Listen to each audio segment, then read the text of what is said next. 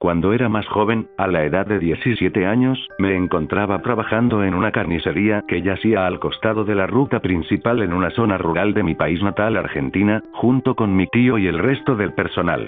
Era un pueblo tranquilo y disfrutaba trabajar junto a mis compañeros, quienes eran más experimentados que yo, pero sin embargo, no me impresionaba para nada ante la sangre y viseras del ganado. Un día lunes llegué al trabajo, luego de un estresante día en la escuela. Cuando entré en la carnicería me dijeron que a mí junto a otros 2 compañeros nos tocaba ir a una quinta hoy al atardecer. A todo esto mis 2 compañeros, Martín y Juan, se mostraron asustados, pero yo no los entendía, sinceramente. Me contaron que una vez al mes debíamos ir a la quinta a traer vacas y que en total se realizarían 3 viajes a la semana: lunes, miércoles y viernes. Pero no querían contarme a qué se debían sus expresiones de horror. Volví ese mismo día al anochecer, era invierno así que el sol se ocultaba más rápido que durante el resto del año. Martín y Juan ya estaban allí temblando dentro de una camioneta. Al subir y saludarles me percaté de que ambos no temblaban de frío, sino que estaban realmente nerviosos. El miedo se apoderó de ellos, el sudor recorría su frente y tartamudeaban cada vez que entablaban una conversación. Fue en ese momento en el que decidí obligarlos a que me contaran la verdad. Ambos me vieron con sus ojos desencajados por los nervios, se miraron temerosos entre sí y procedieron a relatarme sus aterradoras experiencias. Resulta ser que ellos llevan años en esto y durante sus viajes a la quinta no solo ellos sino que los demás empleados vieron cosas que los marcaron de por vida en aquel lugar al que iban a recoger al ganado. Es por eso que hay poco personal en la carnicería, además de que es un pequeño pueblo de mala muerte. Todos los viajes son normales excepto por el viaje del viernes.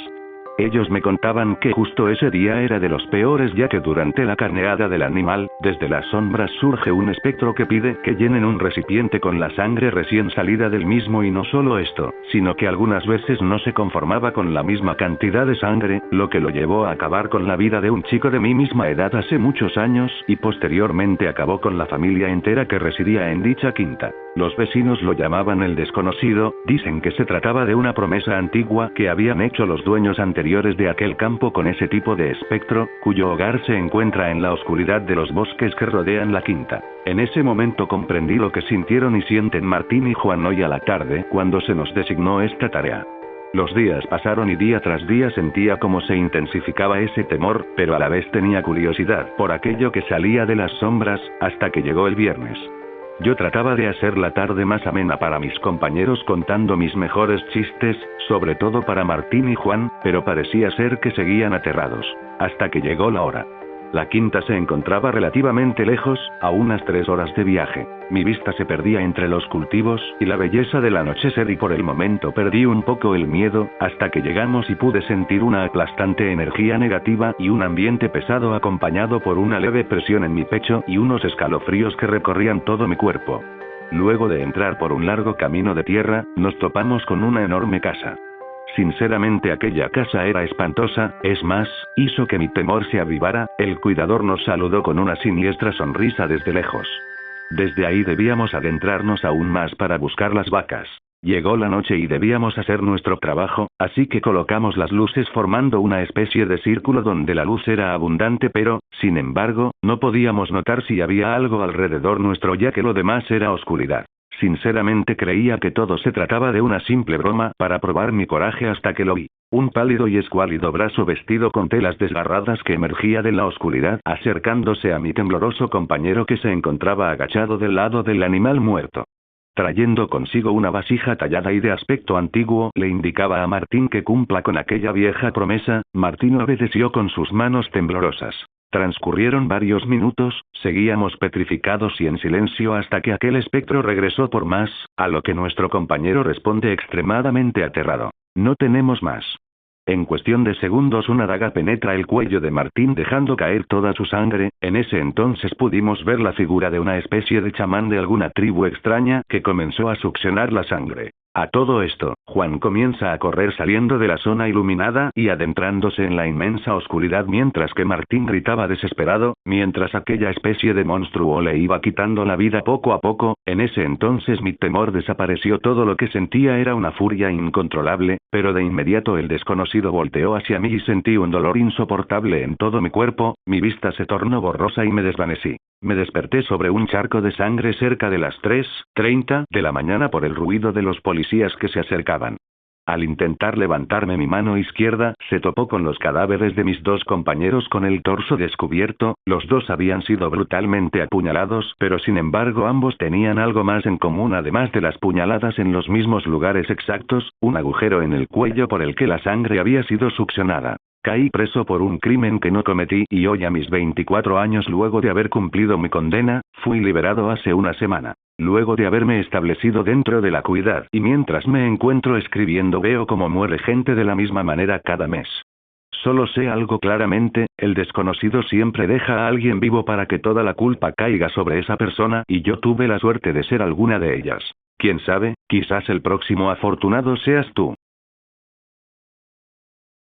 Existe una vivienda de 3 pisos, ubicada en el número 112 de Ocean Avenue, de Amityville, Estados Unidos.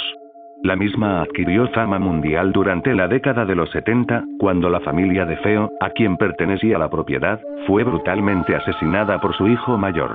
Murieron en el interior el señor y la señora de Feo, junto a sus 4 hijos de entre 18 y 9 años, a causa de los disparos que una pistola que Ronald de Feo Jr., con 23 años de edad, portaba. El joven fue posteriormente encarcelado y sometido a cadena perpetua.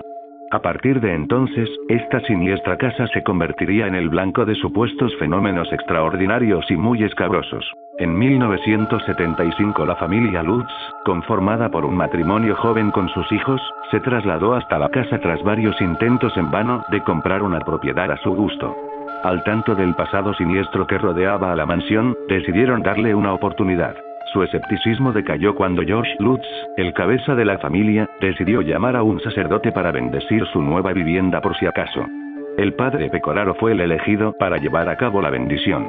Todos se preocuparon cuando, al salir de una habitación, el párroco afirmó haber escuchado una voz masculina y estridente que le decía, «Largo de aquí». Esa sería tan solo una de las muchas manifestaciones registradas en Amityville. La temperatura se reducía misteriosamente incluso en verano y a veces, las moscas se concentraban en ciertos rincones de la casa, como si hubiera algo podrido en alguna parte. Los niños no tardaron en quejarse de misteriosas apariciones demoníacas que se paseaban frente a ellos por las noches. La más célebre de ellas fue Hodie, a quien los demonólogos describieron como un demonio en forma de cerdo que acechaba a Amityville, pues en el pasado, el lugar habría sido empleado para sacrificar animales. En una ocasión, George Lutz juró haber visto a Hodie mirándolo a través de la ventana con sus ojos enrojecidos, además de encontrar huellas de pezuñas de cerdo en las afueras. Otros sucesos raros que tuvieron lugar dentro de la infame vivienda, fueron los de objetos que desaparecían, quemaduras inusitadas que aparecían sobre la piel de los integrantes de la familia, voces desconocidas que les hablaban e incluso, levitaciones. No pasó demasiado tiempo antes de que los Lutz decidieran abandonar la casa, aterrorizados por estos incidentes. Hoy en día, la casa Amityville permanece vacía, a pesar de que otras familias intentaron habitarla sin éxito. Sobre el caso, se han llegado a rodar películas, documentales e incluso escrito algunos libros. Actualmente nadie ha sido capaz de descifrar el mal que realmente se oculta entre sus paredes, aunque hay quienes afirman que todo se ha tratado de un fraude. En todo caso, solo los más valientes serían capaces de pasar una noche aquí. ¿Tú te atreverías? Ni yo mismo podría explicar qué me llevó a interesarme por el caso del profesor Hernando, aquel apacible erudito que un buen día, es un decir, salió a la calle con una pistola automática en la mano y empezó a disparar indiscriminadamente contra todos los viandantes que se ponían a su alcance. A pesar del tiempo transcurrido, los testigos aún palidecen al recordar cómo 2 personas murieron y otras 4 resultaron gravemente heridas antes de que el profesor fuera reducido por la policía. Seguramente, el número de víctimas mortales hubiera sido mucho mayor, de no ser por la deficiente puntería de Hernando, pues no hay duda de que en todo momento disparó a matar. Teniendo en cuenta la naturaleza del agresor, hasta se podría decir que era extraño, que hasta entonces había sido un hombre de vida pacífica y retraída, se da por hecho que sufrió un súbito ataque de locura, aunque no todos los expertos que han examinado el caso concuerden con tal hipótesis. También contribuyeron a sembrar dudas sobre su salud mental las extrañas e incoherentes palabras que escribió antes de suicidarse en su celda, pocos días después de la masacre. Engañado por las falsas seducciones del libro oscuro, permití que la maldad entrara en mi alma, pensando que ella me abriría las puertas del poder y del conocimiento supremos. Pero nadie más volverá a caer en la trampa que me ha arrojado al infierno. Ahora el libro reposa en el lugar que le corresponde. Lugar de tinieblas y olvido, donde, como dice el profeta Isaías de la condenada Babilonia, los vampiros hallarán su refugio. Según creo, solo yo he intentado darles una interpretación coherente a esas enigmáticas líneas y lo cierto es que lo he conseguido sin demasiado esfuerzo. Por lo menos para mí, resultaba patente que se referían a cierto libro, que el profesor Hernando consideraba directamente relacionado con sus crímenes, y que se hallaba oculto en algún lugar siniestro donde los vampiros hallarán su refugio. Isaías 14. Sin duda, los vampiros son criaturas mitológicas, pero es normal asociarlos a los murciélagos, aunque tal relación se deba más a las películas de terror que a una tradición legendaria genuina. Entonces pensé en cierta caverna, situada en la ladera de una de las abruptas montañas que rodean la localidad donde vivía Hernando.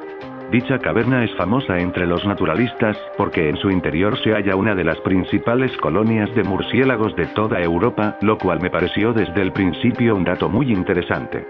También me pareció revelador el hecho de que la cueva, pese a hallarse relativamente cerca de la villa, casi nunca reciba visitas, pues, además de ser un lugar realmente siniestro y de difícil acceso, los gases producidos por las deyecciones de los murciélagos hacen el ambiente casi irrespirable.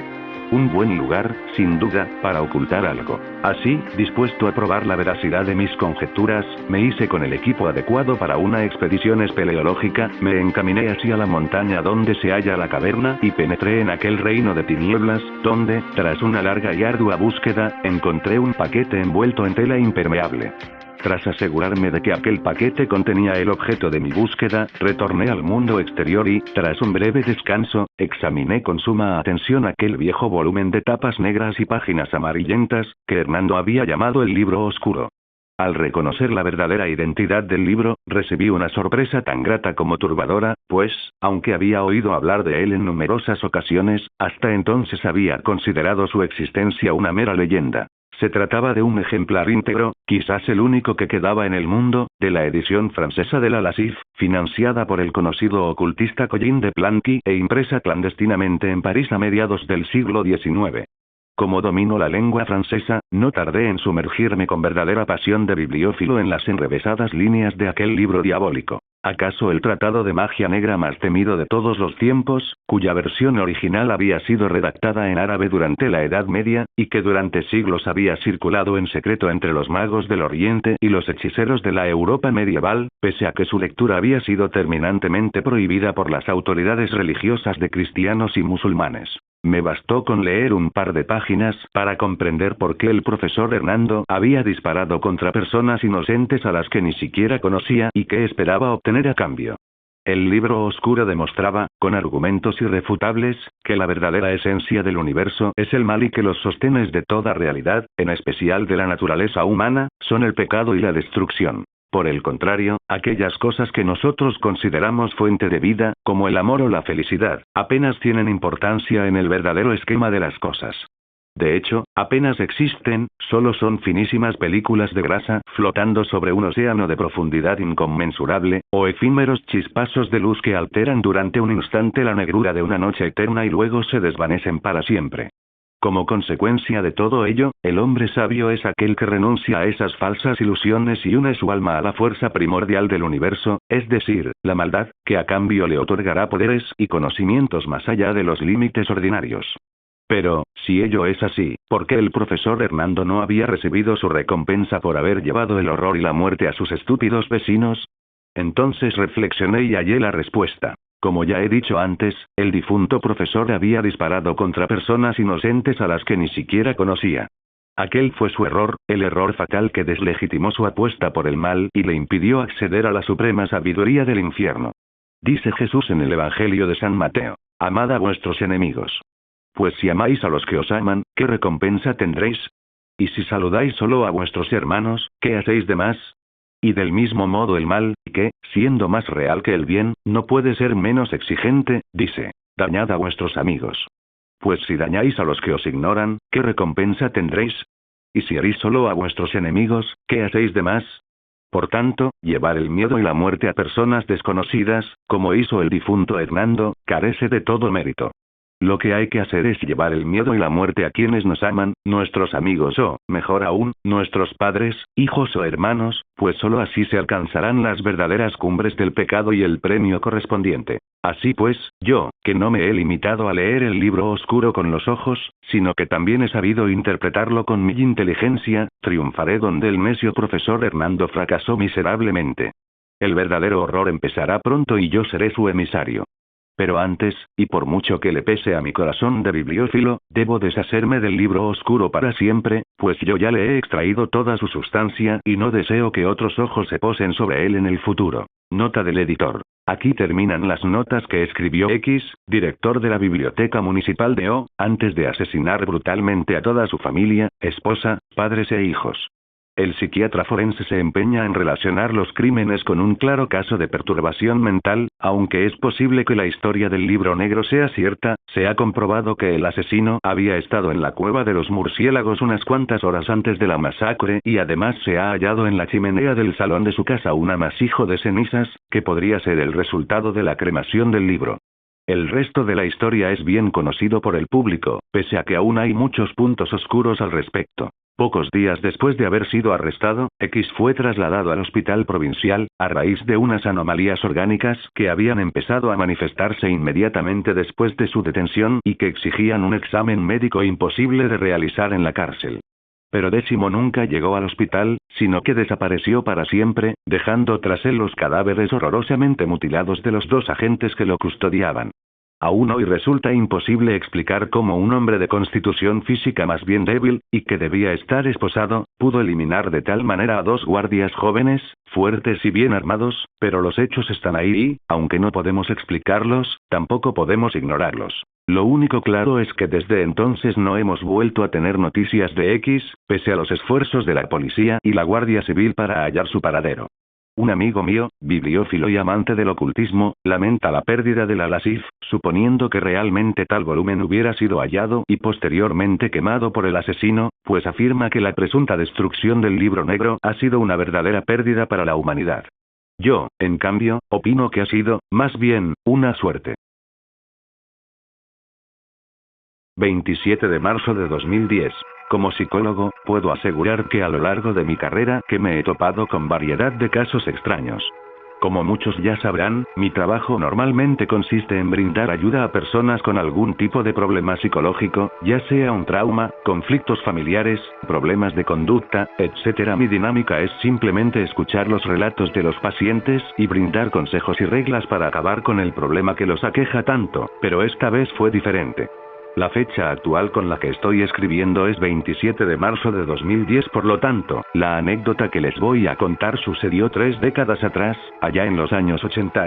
El paciente que me suministró la información, a la hora del interrogatorio mostraba serios signos de ansiedad, depresión y paranoia, por lo que pude fácilmente darle un breve diagnóstico de que era esquizofrénico, pero descarté la idea ya que no mostraba graves signos de dispersión, de delirio y de incoherencia. De hecho, en sus múltiples sueños o como él mismo llama visiones, siempre se repetía un mismo patrón, cosa que me dejó bastante consternado. Tengo que aclararles a los lectores que esto lo transcribo de mi antiguo libro de notas, el cual extrañamente ha desaparecido, seguramente por mi descuido, pero volviendo al tema, sin nada más, les dejo las anécdotas. 17 de noviembre de 1982. Visión no. 1. Habitación negra. Según el testimonio del paciente fue el siguiente. Me encontraba sentado e inmóvil en un gran cuarto sin ventanas y con una gran puerta de madera. El piso tenía baldosas blancas y negras, las paredes tenían papel tapiz de un color azul cielo, y en esas mismas paredes estaban colgados retratos de estilo victoriano, los cuales tenían un aspecto muy tétrico. Todos los retratos me miraban mientras repetían con una voz muy grave y rasposa: él viene, él ya está aquí. Cabe destacar, doctor, que todo el cuarto estaba oscuro y extrañamente, lo único que lo iluminaba tenuemente era yo, como si fuese una especie de lámpara.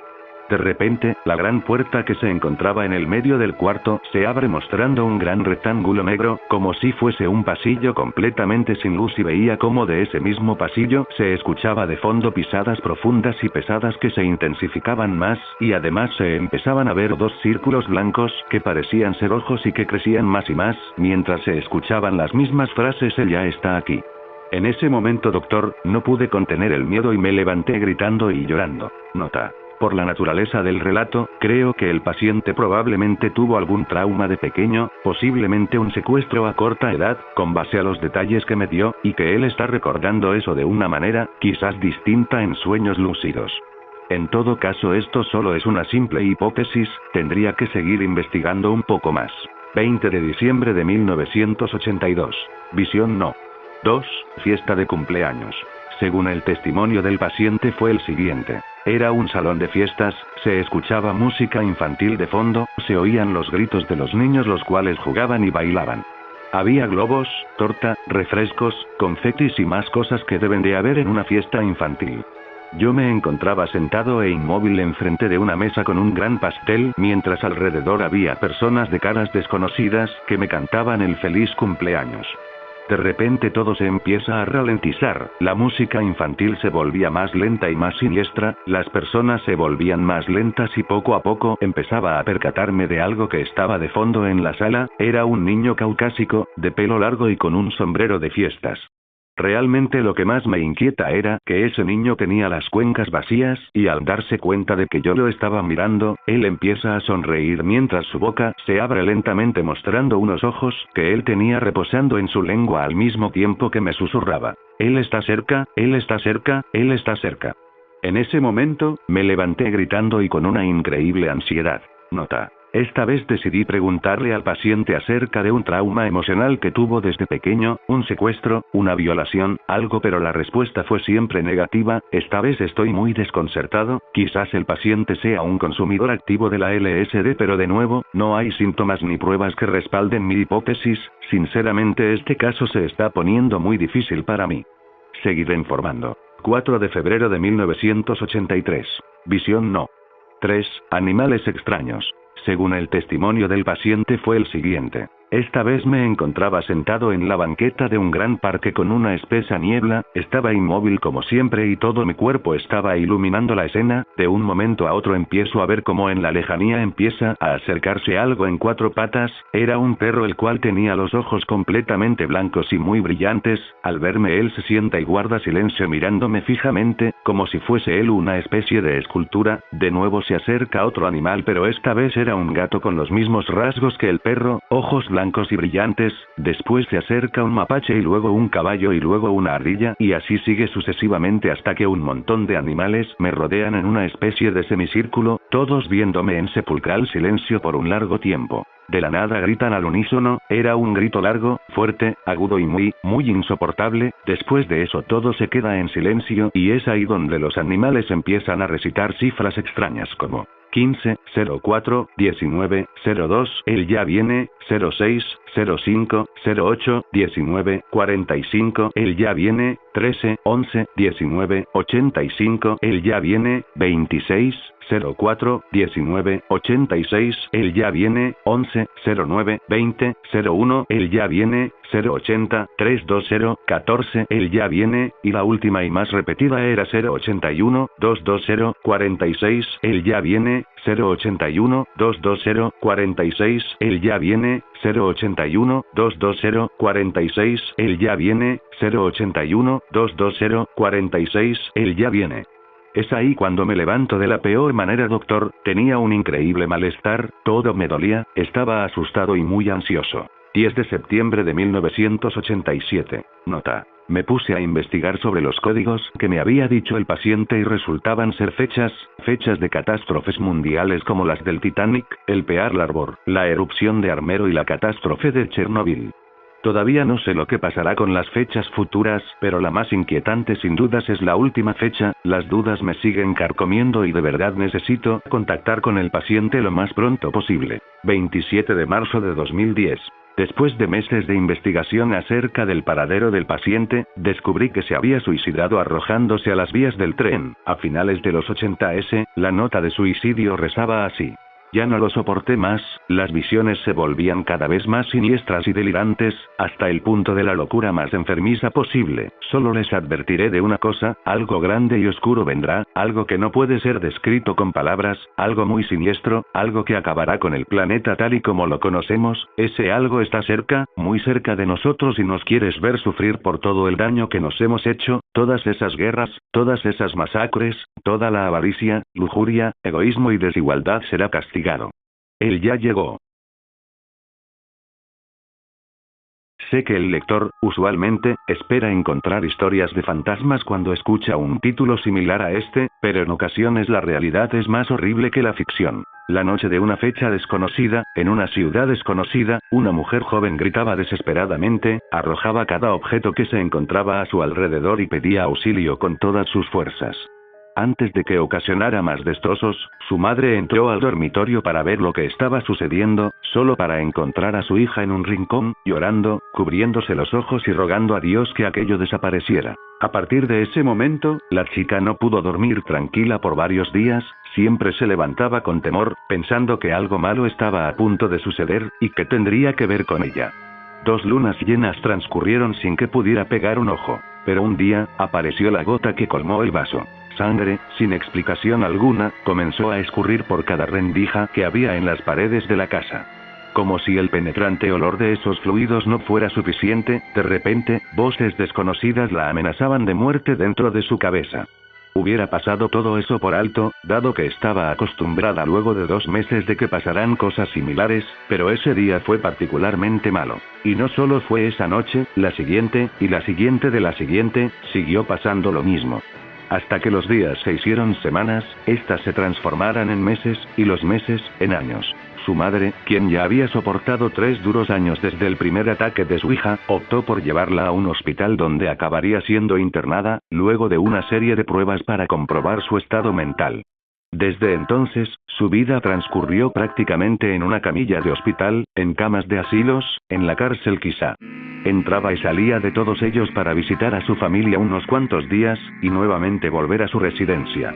Yo conocí a madre e hija cuando pasaba por enfrente de su casa, ya que al estar tan cerca de la acera, era posible escuchar todos los gritos que venían desde adentro, y cuando oí semejantes alaridos, decidí acercarme. Lo que pude ver a través de las mugrientas ventanas, fueron una pelea entre las dos, y finalmente, un intento de suicidio por parte de la joven. Hasta que no conocí su caso, no supe que todo aquello era por las supuestas rabietas de la muchacha. En su último viaje en ambulancia, ella vio escurrir la sangre por las ventanas del vehículo. En un vano intento de escapar de la camioneta, se sacudió para liberarse de las correas que la sujetaban a la camilla, y escapar, pero lo único que consiguió fue tirar abajo el vehículo, y que el conductor muriera.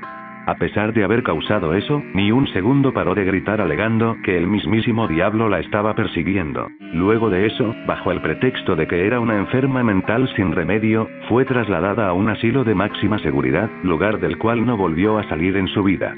Sin embargo, la sangre y las voces, quienes la llevaban acosando desde que apenas tenía 13 años de edad, no dejaron de perseguirla un solo instante.